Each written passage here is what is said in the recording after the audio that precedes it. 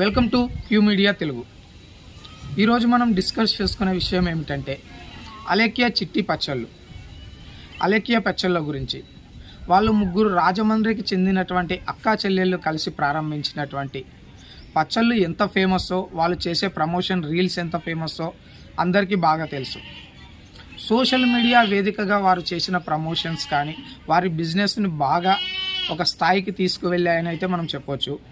ఎంతో కష్టపడి ఆ స్థాయికి వచ్చినటువంటి వారు కొంతమంది కస్టమర్లతో రూడ్గా బిహేవ్ చేయడం, అడ్డగోలుగా మాట్లాడినటువంటి ఆడియోలు అయితే మనం వింటూనే ఉన్నాం. చాలా ఛానల్స్లో వీటి మీద డిబేట్ కూడా చేస్తూ ఉన్నారు. ఆ తర్వాత మగవాళ్ళతో అసలు పచ్చళ్ళే కొనలేని వాడివి అంటూ చాలా దారుణంగా మాట్లాడారు. కొంతమంది ఆడవారిని కూడా 10 ఇళ్లలో పనిచేసుకొని పచ్చళ్ళు కొనే ముఖమేనా అన్నట్టుగా మాట్లాడారు.